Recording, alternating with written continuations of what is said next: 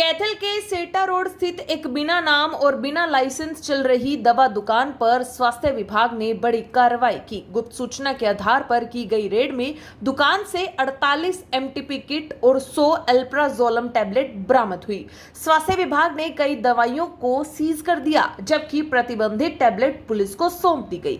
शुरुआती जांच में पता चला कि दुकान पिछले 2 से 3 महीने से किराए पर संचालित की जा रही थी।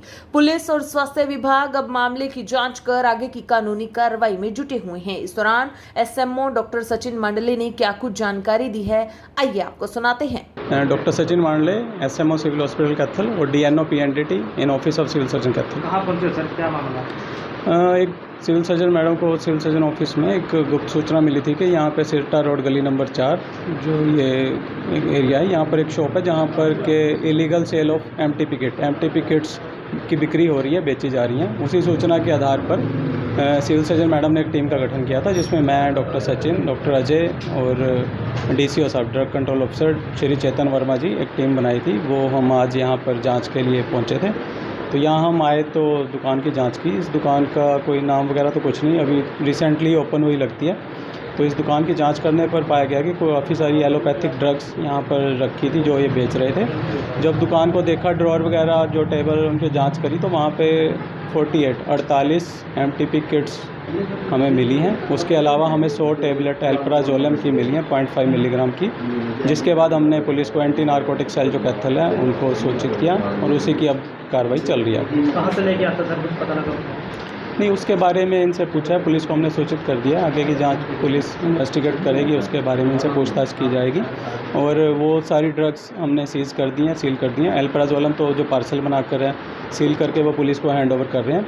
बाकी जो एलोपैथिक ड्रग्स हैं वो सारी डीसीओ साहब द्वारा सील की जा चुकी हैं और साथ में इंक्लूडिंग एमटीपी किट्स, उन सब का पार्सल वो सील कर किया जा चुका है और वो कोर्ट में उनको आगामी कार्रवाई ड्रग एंड कॉस्मेटिक एक्ट के अकॉर्डिंग उस पर आगामी कार्रवाई की जाएगी। क्या नाम और कहाँ से चल रही थी? हाँ जी, कितने दिनों से चल रही थी ये दुकान? ये इन्होंने बताया कि अभी 1 महीने ही हुए हैं यहाँ पे इन्होंने जो ये रेंट पे लिया है। और रेंट पे जो लिया है बता रहे हैं कोई हरिकेश या खेड़ी गुलाम अली का, जैसे इन्होंने रेंट पे लिया।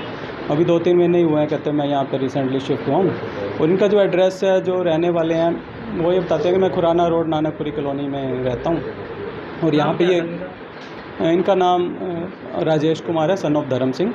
और अभी 3-1 महीने पहले दुकान इन्होंने किराए पर ली थी और यहाँ पे ये ड्रग्स का ये काम इन्होंने शुरू किया था। दुकान का नाम कुछ सर? दुकान पे हमने भी आकर देखा, दुकान पर किसी प्रकार का कोई साइन बोर्ड नहीं है, कोई नाम अभी इस पर नहीं लिखा गया और बिना नाम की ही दुकान फ़िलहाल तो ये चल रही है। 48 एमटीपी किट्स मिली हैं इनके दराज में से, जो ये सेल कर रहे होंगे। अब कितने टाइम से कर रहे थे वो आगामी पूछताछ में पता चलेगा, लेकिन 48 किट्स मौके पर मिली हैं जिन्हें सील किया गया है और वो सील किया गया जी। उन लोगों को क्या कहना चाहोगे सर जो इस प्रकार की किट बेच रहे हैं?